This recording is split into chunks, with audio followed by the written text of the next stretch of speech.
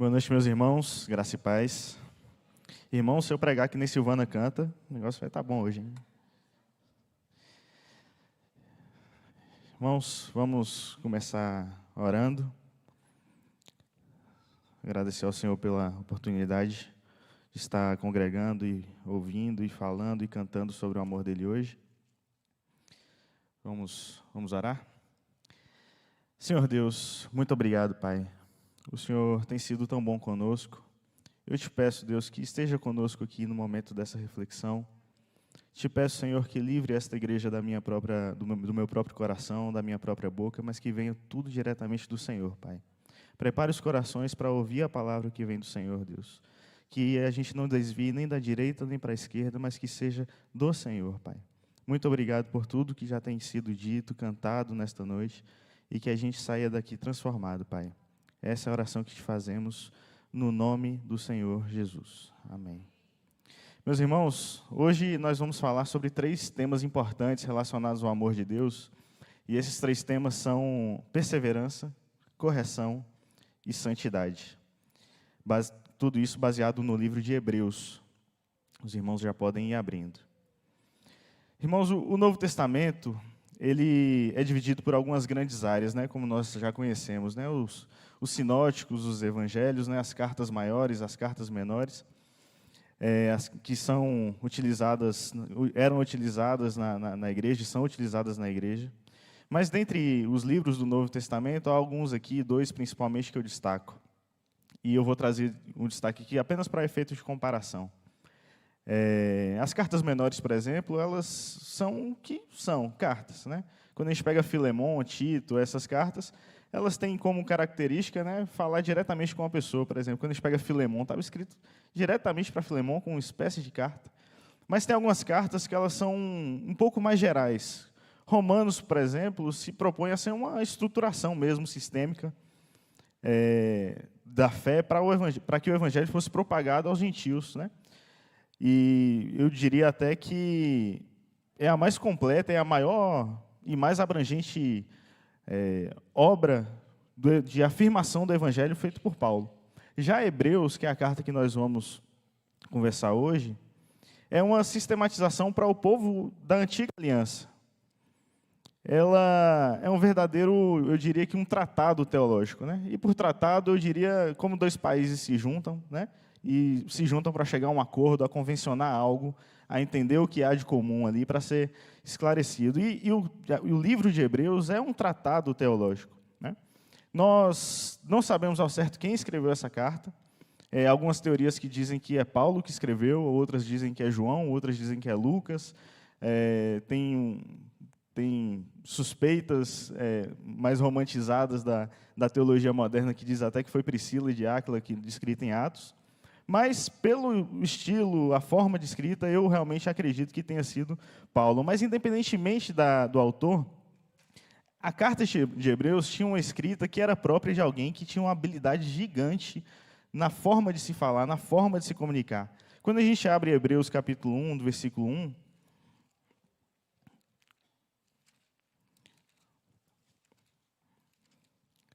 ele já começa dizendo assim: havendo Deus outrora falado muitas vezes e de muitas maneiras. Logo nessa primeira frase, os termos utilizados para muitas vezes e muitas maneiras, elas só foram utilizadas nesse versículo. Ou seja, a pessoa que estava escrevendo essa carta, ela estava usando o que havia de melhor para poder explicar o máximo que ela podia, né? Isso já deixa a primeira lição para a gente, que é tudo que a gente for fazer para o Evangelho, utilizemos o que temos de melhor para Deus, né? A pessoa que escreveu essa carta, ela realmente queria, de uma argumentação muito forte, utilizar tudo que ela podia, de todo o seu domínio articulado, de toda a sua gramática, para fazer com que aquela verdade fosse conhecida, né? O que já nos demonstra a importância do que haveria de ser dito ao longo da carta aos Hebreus. Então, quando nós temos uma convicção por uma pessoa ou por uma causa, nós também usamos tudo aquilo que podemos também para que aquilo atinja o seu potencial proposto, né? Se a gente acredita realmente em algo, a gente vai utilizar de todas as nossas ferramentas para que aquilo dê certo. E a intenção do autor aqui é basicamente a mesma. Ele queria realmente que o Evangelho de Jesus chegasse ao povo da Antiga Aliança com clareza, para que eles realmente chegassem a uma convenção, né? Então, essa mesma convicção, irmãos, essa mesma paixão que foi escrita a Carta dos Hebreus, levou a diversos homens e mulheres no Antigo Testamento a obedecerem ao Senhor fielmente. E esses homens e mulheres estão listados aqui no capítulo 11 de Hebreus, onde encontramos aquela célebre frase falando sobre que a fé é a certeza das coisas que se esperam, e ele começa a falar sobre a fé, e nisso ele fala que pela fé Abel ofereceu a Deus mais do que Caim, fala de Noé, fala de várias pessoas que montaram uma verdadeira galeria de heróis da fé, né? Como a gente vê no capítulo 11. Mas, ao mesmo tempo, irmãos, a gente tem pessoas dentro do livro listadas na galeria de heróis da fé, como Davi, por exemplo, no versículo 35, versículo 32, me perdoe, que fala assim: e que mais direi, depois de já ter listado várias pessoas, que certamente me faltará o tempo necessário para referir o que há a respeito de Gideão, de Baraque, de Sansão, de Jefté, de Davi, de Samuel e dos profetas, né? E Davi, ele é citado como um dos heróis da fé, como um destes homens que buscaram o Senhor, que quiseram fazer tudo para o Senhor. Mas, em sua vida, se a gente olha a história de Davi, a gente percebe que ele pecou ao adulterar com Batseba, por exemplo, quando ele arranjou o assassinato de Urias, quando ele desobedeceu a Deus fazendo o censo do povo, quando ele não soube lidar com o pecado dos filhos dele. E a gente percebe que, dentro do capítulo 11, tem diversas pessoas que são consideradas heróis, mas que passaram por tribulações gigantescas na vida delas. Pessoas que passaram por tribulações relacionadas à experiência de comunidade, mas também por erro próprio, né, causadas pelo pecado próprio. E eu percebo que, se eles aconteceram isso com eles, né, quem dirá nós aqui, né? Se aconteceu com Moisés, com Abraão, com Davi, né, acontece na nossa vida também.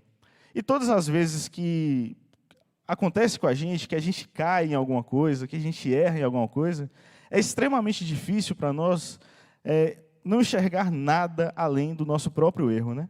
A gente se identifica com aquilo que a gente fez.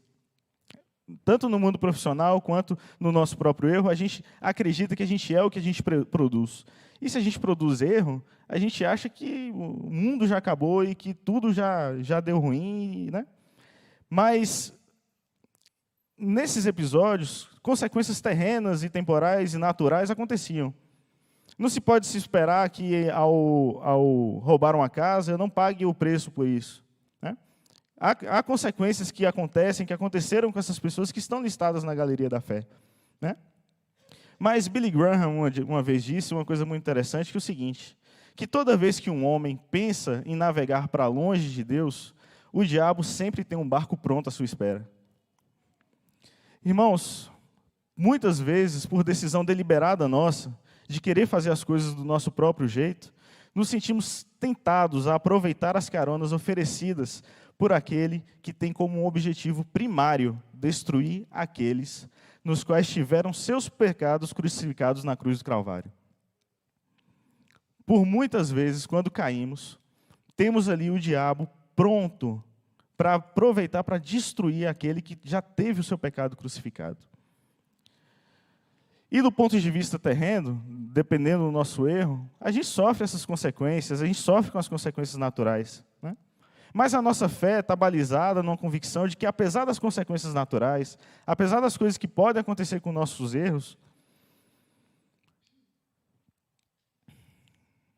os nossos pecados, irmãos, foram crucificados em Cristo Jesus. Irmãos, Jesus ele nos chama para uma transformação do nosso próprio coração, para alinharmos o nosso agir à sua vontade, meus irmãos, para trazer em sua presença pecadores que, em outros momentos, eram nécios e imorais. A gente vai se debruçar aqui no capítulo 12, onde ele fala sobre esses princípios que eu listei anteriormente: a perseverança, a correção e a santidade. Vamos abrir no capítulo 12 de Hebreus, a partir do verso 1. Quando o autor, e desculpe se eu disser que é Paulo, porque realmente eu acredito que tenha sido ele, que ele diz o seguinte: portanto, também nós, visto que temos a rodear-nos tão grande nuvem de testemunhas. O que é isso? Vocês já viram no Antigo Testamento, vocês já viram essas pessoas que me obedeceram, mas que caíram, mas que o Senhor os redimiu, né? Através da confissão de pecados. E quando chega na segunda, logo após a vírgula, diz o seguinte: desembaraçando-nos de todo o peso e de todo o pecado que tenazmente nos assedia. Irmãos, esse termo de desembaraçar todo o peso e do pecado que tenazmente nos assedia é realmente tirar mesmo do meio do caminho. Se livrar disso, sabe? Quando eu penso nisso, eu lembro uma vez que os irmãos sabem que eu comprei meu primeiro carrinho, né, que é um Fiat Uno. Eu vivo falando isso na célula porque é muito, muito interessante. Um Fiat Uno branco quadrado. Gabriel está sempre pegando carona comigo, ele sabe como é que é uma maravilha, né? Eu brinco com o pessoal que ele é um Uno trans, porque ele é um Uno com volante do touro, ele se sente touro, né? Mas, meus irmãos, quando eu comprei o carro, o Jonatas veio marcar comigo uma reunião, e aí eu empolgado, meu primeiro carro, falei assim, bora lá no Uno, aí a gente vai no Uno, aí ele, bora no Uno. Rapaz, eu sei que da fama que Jonatas tem, que ele come bastante, né? O homem é uma máquina, eu sei disso. Só sei que na hora que esse homem sentou no carro, rapaz, eu botei primeira, segunda marcha, o carro não saía dos 30. Eu falei, não é possível. E aquele suor já até desceu aqui, eu falei, não é possível, bicho. O carro não está saindo. E eu fui, a primeira, segunda, terceira e nada. Quando a gente chegou no destino, Jonatas falou assim, rapaz, você não está sentindo um cheiro de queimado, não? Aí eu falei, meu Deus. Mal peguei o carro, já peguei, vou botar fogo no carro. Não está nem o seguro ainda, já comecei a ficar preocupado. Quando eu fui ver, meus irmãos, eu moro aqui perto da Genésio Porto, eu fui até a Trigo Rei com freio de mão puxado. Então, vocês percebem, irmãos, que se eu não solto o freio de mão, as coisas não vão. E a impressão, quando eu olho para esse texto, desembaraçando-nos de todo o peso, de todo o pecado, é como de uma vida espiritual de freio de mão puxado, sabe? É como se tivesse coisas nos atrapalhando no nosso caminhar, coisas onde a gente está sempre se embaraçando, sempre caindo, né? O pecado, irmãos, ele está em constante assédio a nós, nos olhando ao derredor, em busca de brechas na nossa vida, para nos segurar de um relacionamento com Deus. E o que eu aprendi com isso é para não andar com freio de mão puxado quando se trata do relacionamento com Deus. Não andar com reservas. Não ficar achando que eu posso viver na prática do pecado ou viver na prática de coisas imorais que, por mais que não sofram consequências naturais ali, e eu achar que eu posso conviver com aquilo, que eu vou ter um bom relacionamento com Deus, mas não, desembarace de todo o pecado. E ainda no versículo 1, quando ele diz o seguinte, corramos com perseverança a carreira que nos está proposta. O autor aqui está fazendo uma referência às corridas que tinham antigamente, onde o atleta mesmo é corrida, que nem Usain Bolt, mesma coisa. Ele estivesse correndo com perseverança a carreira que está proposta. É uma corrida, meus irmãos. Nós estamos num 100 metros rasos. Não sei nem se existe rasos, não conheço muito desse esporte, mas eu sei que tem um alvo, tem uma linha de chegada, tem aonde a gente ir, e tem uma carreira proposta a nós. E quando ele fala desembaraçar, eu logo fui imaginar alguém trupicando no meio do caminho, toda hora caindo, sempre caindo. Mas olha o que o autor está falando. Para quem que nós devemos olhar no final da caminhada, que está logo no versículo 2? Olhando firmemente para o autor e consumador da fé. Irmãos, o autor e consumador da nossa fé, que é o Jesus Cristo. Este Jesus que tem nas suas mãos e pés cravejadas com todo o preço do nosso pecado. Não devemos e não podemos viver presos nessa condição, nesse pecado que assedia a gente, vivendo uma vida de alimentar os nossos hábitos que nos levam à perdição. Como diz em 1 Coríntios, e é até uma das referências nas quais eu acredito que tenha sido Paulo que tenha escrito, em 1 Coríntios, quando diz o seguinte, versículo 9, capítulo 9, 26 e 27, que diz, pois assim eu corro, não como a coisa incerta, assim combato, não como batendo no ar, antes subjugo o meu corpo e o reduzo à servidão, para que pregando aos outros, eu mesmo não venha de alguma maneira a ficar reprovado. Irmãos, ainda no versículo 2, na parte B, o Jesus ainda acompanha que diz o seguinte, olhando firmemente para o autor e consumador da fé, Jesus, o qual em troca da alegria que estava proposta, suportou a cruz, não fazendo caso da ignomínia e ainda assentado à destra do trono de Deus. Irmãos, esse mesmo Jesus, sendo Deus, se fez carne, foi torturado e morto, passou pela sua carreira, olhando a alegria que era ser salvador de todos os homens. Olha quando ele fala assim, ó, Jesus, o qual em troca da alegria que lhe estava proposta. Nós estamos enxergando quem? O autor e consumador da nossa fé, que é Jesus. E Jesus, o que ele estava enxergando? A alegria de salvar todos os homens. Então, para mesmo que ele tivesse que passar por essa alegria, ele tivesse que passar por uma morte dolorosa de cruz, suportando a zombaria dos homens enquanto sofria. E hoje está assentado à destra do trono de Deus, tendo a prerrogativa de ser Deus e o Redentor de nosso pecado. E aí no versículo 3 diz o seguinte, considerai, pois, atentamente, aquele que suportou tamanha oposição dos pecadores contra si mesmo, para que não vos fatigueis, desmaiando em vossa própria alma.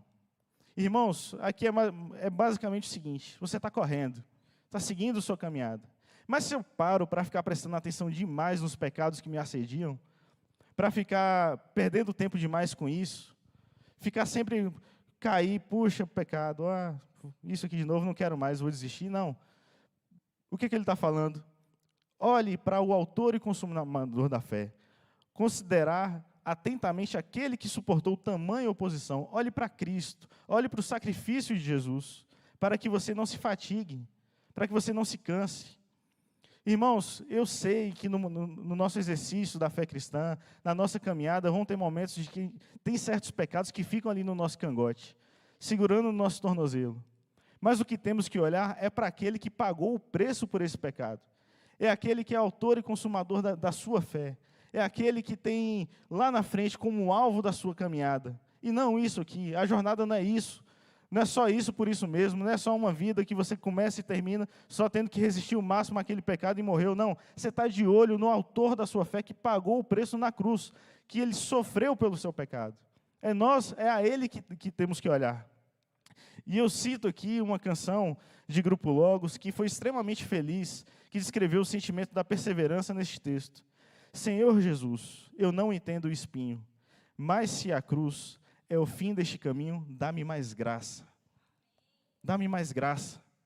Amado irmão, não deixe que o seu pecado te atrapalhe, fazendo pensar que você não é forte o suficiente para viver na caminhada cristã, porque, de fato, você não é. Mas nós temos um Jesus que é a nossa força e a nossa fortaleza, que nos ergue e segue junto a nós, numa caminhada em amor e misericórdia. Não esqueça de perseverar no caminho com Ele, meus irmãos. Mas no versículo 4 ele diz o seguinte, ora, na vossa luta contra o pecado, ou seja, ele está dizendo aqui na nossa luta contra o pecado, ainda não tendes resistido até o sangue. Ou seja, em todas as provações que você passou, você ainda não passou 1% do que Jesus passou na cruz. Você não passou nada da humilhação que foi para Jesus, o próprio sendo Deus, o próprio Deus descendo aqui para pagar o nosso preço. E até se a gente trouxer aqui, ainda no capítulo 11, a partir do versículo 35, ele fala de pessoas do Antigo Testamento, e que eu diria aqui, meus irmãos, que a gente não passou também por metade do que essas pessoas passaram. Quando diz, por exemplo, a partir do 35, que mulheres receberam pela ressurreição os seus mortos, alguns foram torturados, não aceitando seu resgate para obterem uma superior ressurreição. Outros, por sua vez, passaram por provas de escárnios e açoites, sim, até de algemas ou prisões. Foram apedrejados, provados, cerrados ao meio, mortos ao fio de espada. Andaram peregrinos, vestidos de peles de ovelhas e de cabras, necessitados, afligidos, maltratados, homens dos quais o mundo não era digno, errantes pelos desertos, pelos montes, pelas covas, pelos antros da terra. Irmãos, nós temos uma grande nuvem de testemunhas para nos provar que nós devemos perseverar no alvo que é o Senhor Jesus Cristo. Temos que perseverar nesse amor que é Jesus Cristo e correr nossa carreira porque é proposta, desembaraçando de todo esse pecado. Mas ainda dentro da nossa carreira, ainda no versículo 5, que diz o seguinte, e estáis esquecidos da exortação que há como filhos discorre convosco? Filho meu, não menosprezes a correção que vem do Senhor, nem desmaies quando por eles és reprovado, porque o Senhor corrige a quem ama e açoita todo filho a quem recebe. Dentro da nossa carreira, haverá momentos em que Deus vai te puxar para a esquerda ou para a direita, vai te dar um empurrão para cá, um empurrão para lá, para endireitarmos o nosso trajeto. Eu gosto de um texto em Oséias, quando ele disse que colocaria espinhos para evitar que a prostituta corresse atrás dos seus amantes por misericórdia, por graça. Tem momentos da correção do Senhor que portas são fechadas, que coisas não acontecem, porque o Senhor não quer que você corra em direção àquilo que vai te afastar dele. E por graça e misericórdia, ele fecha essas portas. E isso é a correção do Senhor. Faz parte da correção do Senhor. Quando você olha, meu Deus, essas coisas estão dando errado, tudo aquilo que eu planejei está dando errado. Não é Deus agindo da forma com que Ele quer que as coisas aconteçam. E nosso papel é estar submetido a essa vontade como filhos amados que entendem a correção, o amor do Pai. A correção do Senhor é dolorosa, mas é misericórdia para com seus filhos. No versículo 7 ainda diz o seguinte: é para a disciplina que perseverais. Um dos pais da igreja, Jerônimo, uma vez disse o seguinte, que a maior ira de todas é que Deus não se ire mais conosco quando pecamos. Meus irmãos, eu entendo que na nossa caminhada nós podemos tropeçar em coisas, cair em pecados deliberados que você fica ali no seu imaginário. Mas temos que ter essa perseverança e aceitar que a correção que vier do Senhor é para perseverar. É para perseverar a sua santidade. Deus vos trata como filhos, ainda no versículo 7, pois que filho há que o pai não corrige?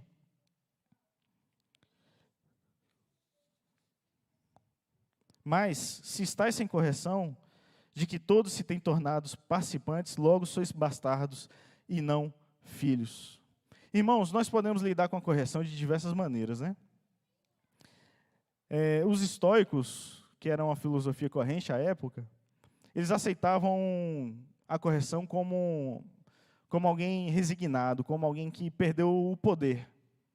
Não está sendo corrigido por amor. Eu perdi o poder da situação. É isso.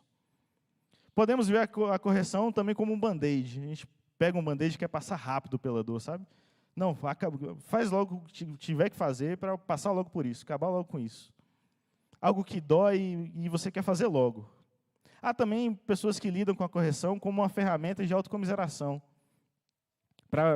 Caiu, veio a correção, e aí você fica, ó vida, ó céus, minha vida é um fracasso mesmo, tá vendo?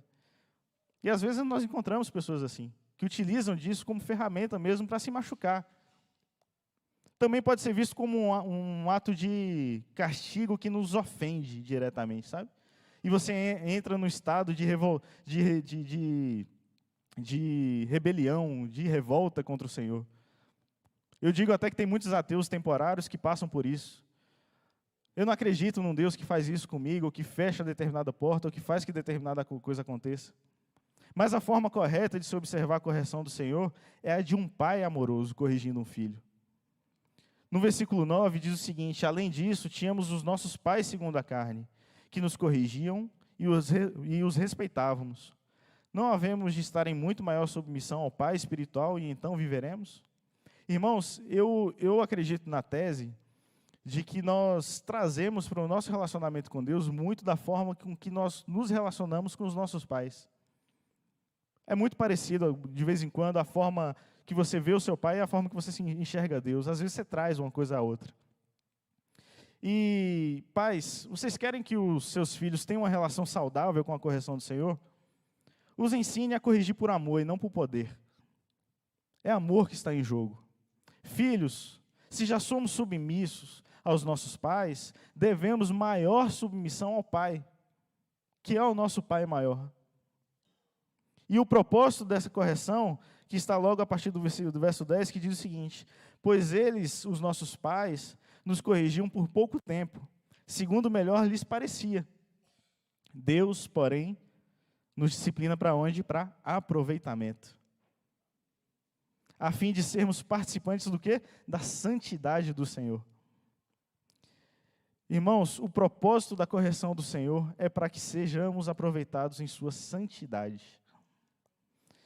No verso 11 ainda diz o seguinte, que toda disciplina com efeito no momento não parece ser motivo de alegria, mas de tristeza.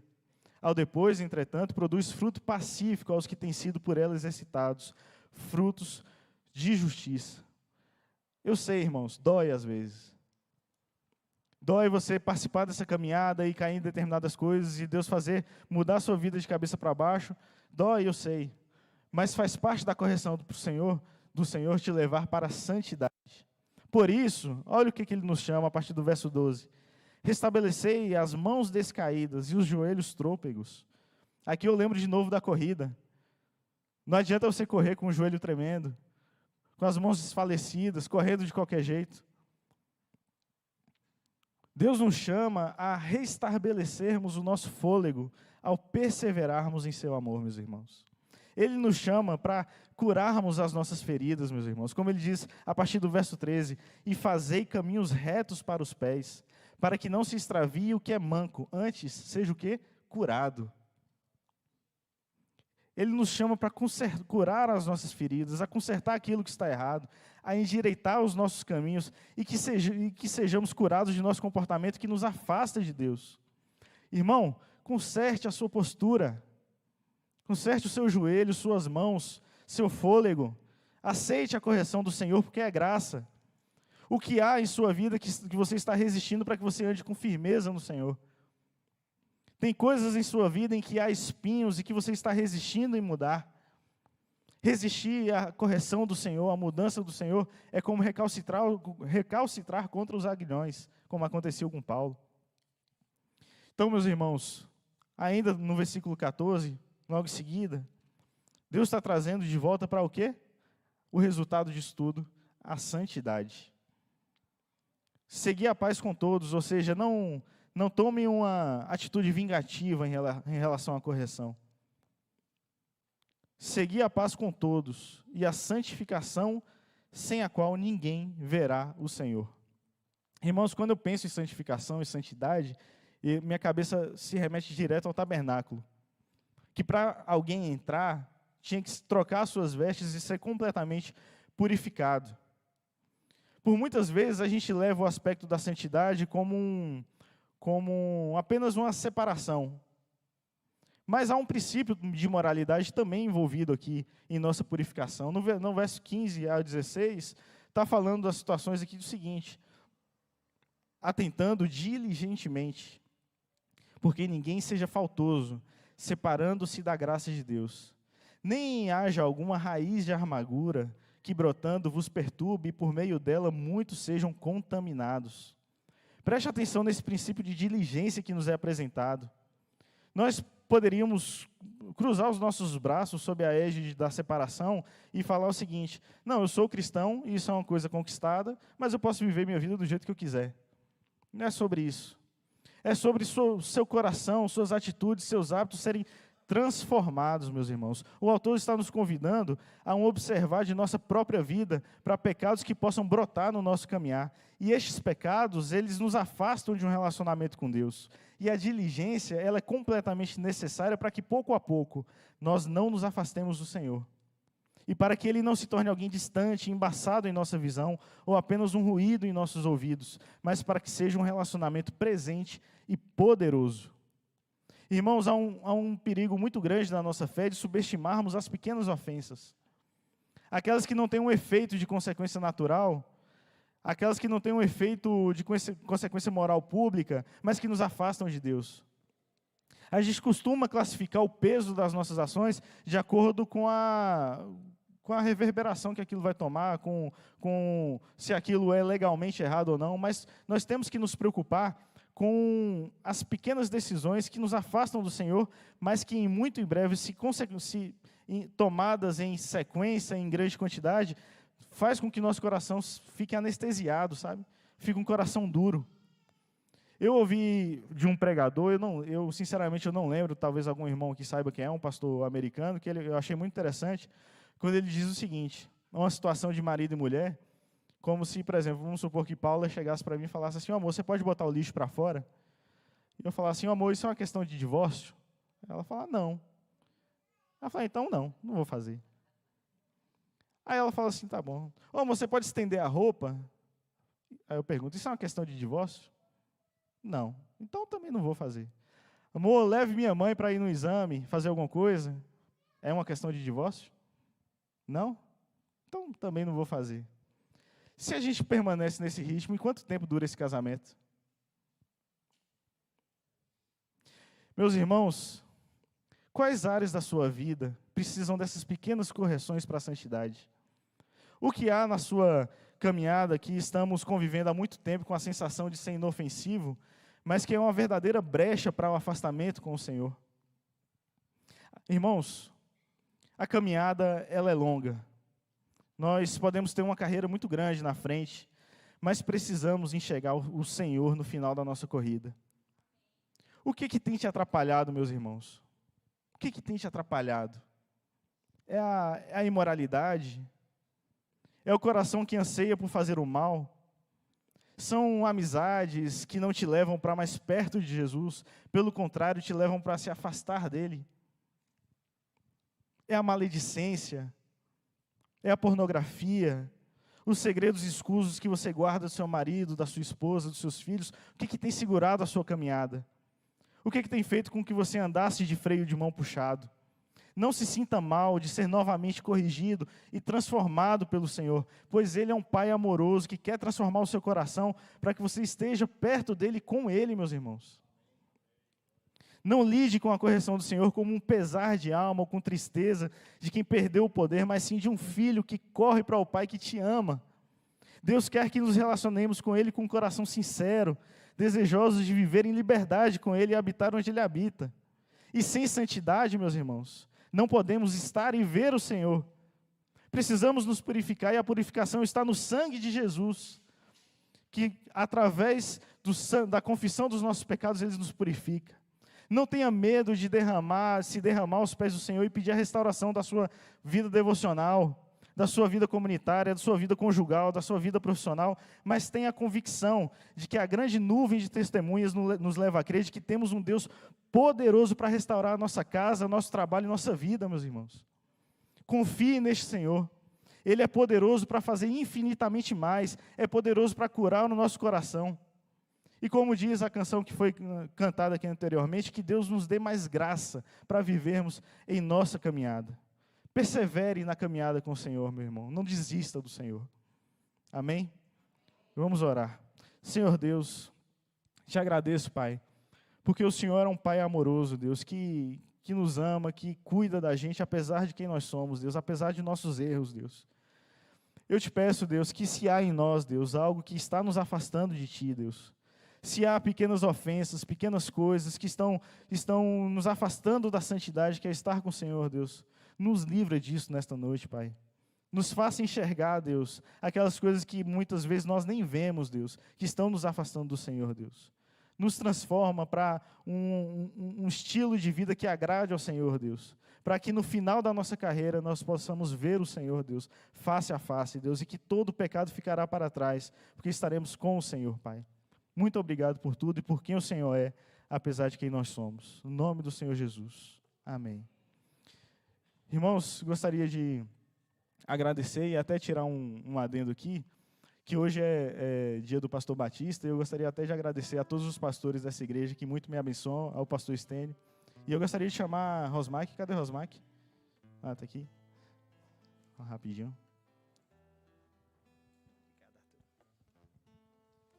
Pessoal, eu estou aqui representando a nossa igreja, os departamentos, a liderança, e queria chamar o pastor Stênio aqui na frente, de prestar uma pequena homenagem para o nosso pastor.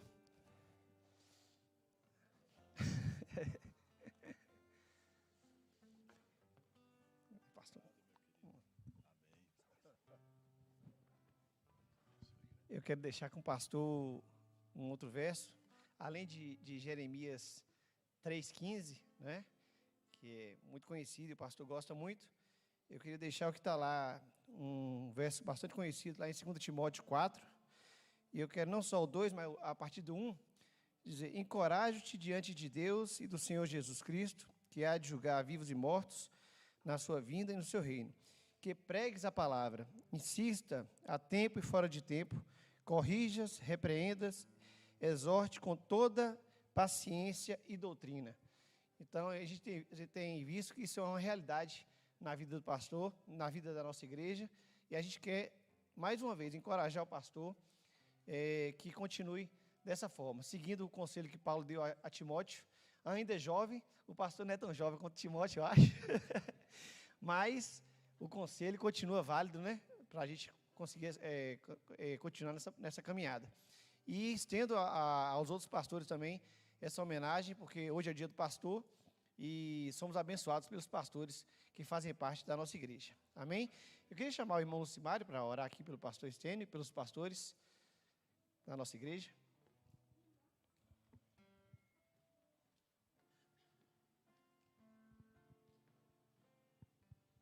Amém. Pedir a igreja se colocar de pé, estender as mãos aqui para o pastor Estênio, para a gente estar orando. Senhor, nosso Deus e Pai, nós te louvamos e te exaltamos, Deus, por todos os pastores, ó Pai, que o Senhor tem espalhado pela terra, Deus, que tem propagado a Tua palavra, Senhor, tem levado o Teu evangelho, Senhor. Ó Deus, nós agradecemos pela vida de cada um, Senhor, e hoje nós colocamos diante do Senhor a vida do pastor Estênio, Pai, em especial, a vida dos pastores da nossa igreja, Senhor. Ó Deus, abençoe o pastor Estênio, Senhor. Deus, que a chama que o Senhor colocou um dia no coração dele, Pai, de ser pastor, Deus, aquela chama no momento do chamado, Senhor, na juventude dele, Pai, que essa chama venha estar se fortalecendo cada vez mais no coração dele, Pai, que essa chama venha queimar no coração dele, Senhor. Ó Deus, eu sei que o Senhor tem muito a fazer ainda na vida do pastor Estênio e através da vida do pastor Estênio, Pai. E nós colocamos ele diante do Senhor, Pai amado. Que o Senhor continue fortalecendo ele a cada dia, Senhor. Trazendo ânimo, Pai. Trazendo força física, Pai. Força emocional, Senhor. Ó Deus, a Bíblia fala que nesse mundo a gente teria muitas aflições, Senhor. Mas o Senhor falou que deveríamos ter bom ânimo. E que esse bom ânimo, Senhor, esteja na vida do pastor Estênio, Senhor. Deus, e a paz que excede todo entendimento, Senhor, esteja também no coração dele, Pai. E que o Senhor, Pai amado, continue usando ele de forma tremenda, de forma sobrenatural, Senhor. Que ele continue sendo esse instrumento de Deus, Senhor. Eu creio que no decorrer do ministério dele, Senhor, muitas pessoas foram abençoadas, Pai. E que o Senhor continue, Senhor, abençoando vidas através da vida dele, Pai. E não só da dele, nós colocamos também a vida de todos os pastores, Senhor, dessa igreja, Pai. Nós te agradecemos, Senhor, porque são homens de Deus, Pai. São homens que nós conhecemos o caráter, Senhor, personalidade, Senhor. E nós sabemos que são servos do Senhor, Pai. Muito obrigado por tudo, que o Senhor abençoe ele, abençoe a sua família, Pai. Nós te louvamos e te agradecemos em nome de Jesus. Amém, Senhor. Amém. Parabéns, pastor.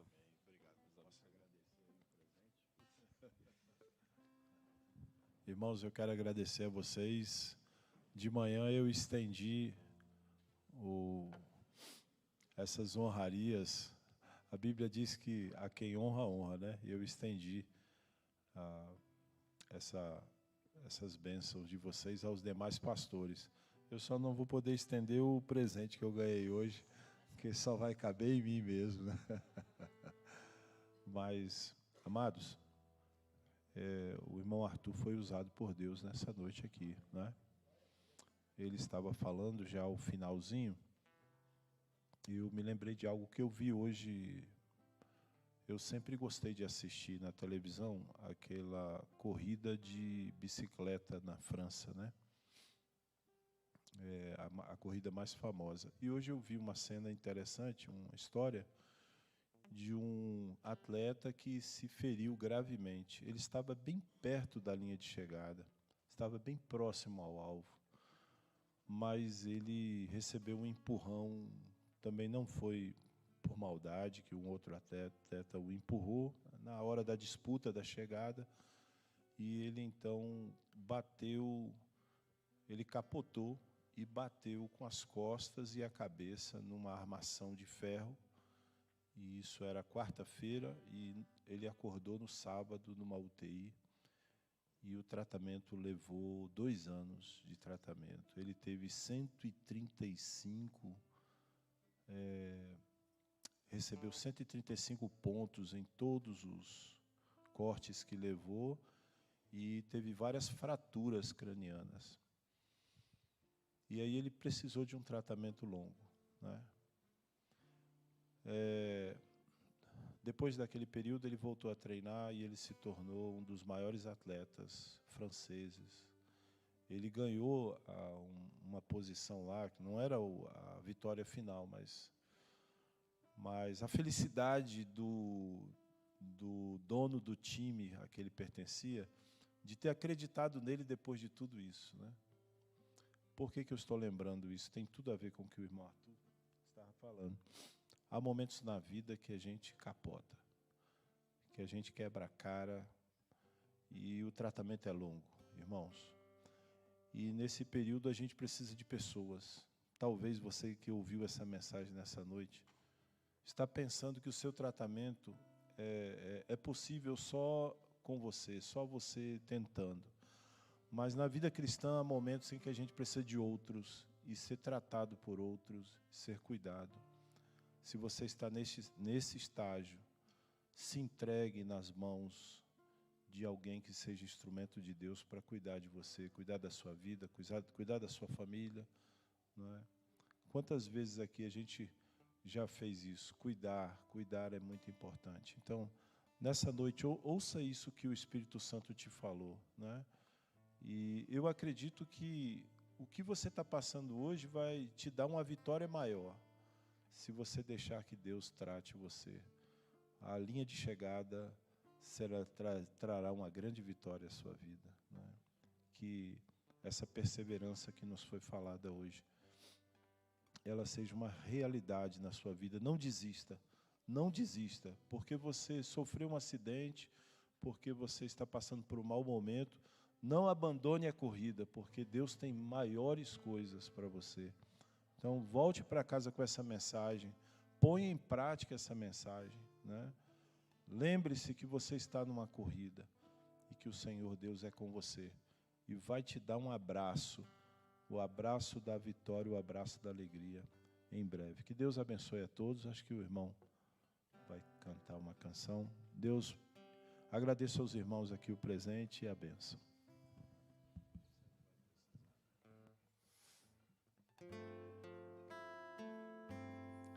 Senhor Jesus, eu não entendo espinhos, mas se a cruz é o fim deste caminho,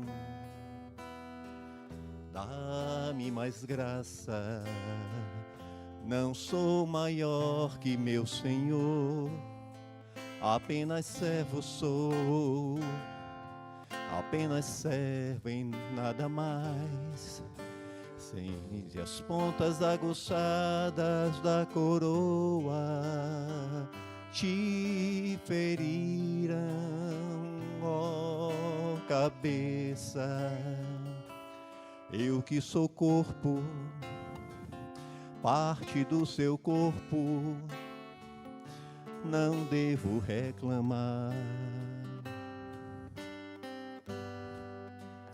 Dá-me mais graça, Senhor, dá-me mais graça.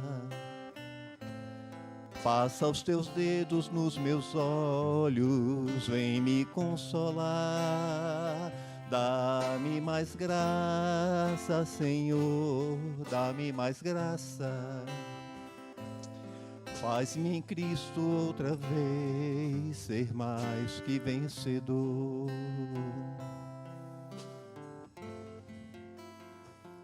Senhor Jesus, ainda não entendo espinhos, mas se o mesmo faz parte da sua cruz, eu aceito. Não sou maior que meu Senhor, apenas servo sou, apenas servo e nada mais. Senhor, se estou por ti sendo provado, eu quero aprovado ser agora. Sei o que tens a dizer e creio nisto também. Basta minha graça.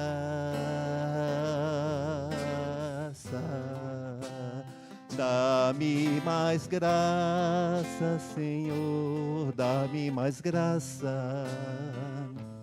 Passa os teus dedos nos meus olhos, vem me consolar. Dá-me mais graça, Senhor, dá-me mais graça. Faz-me em Cristo outra vez, faz-me em Cristo outra vez. Faz-me em Cristo outra vez, ser mais que vencedor. Um vencedor em Cristo.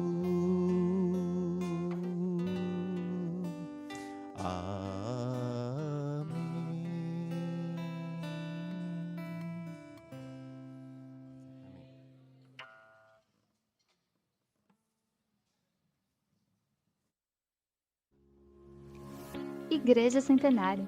Conecte-se com a gente. Se inscreva no nosso canal no YouTube e ative o sininho.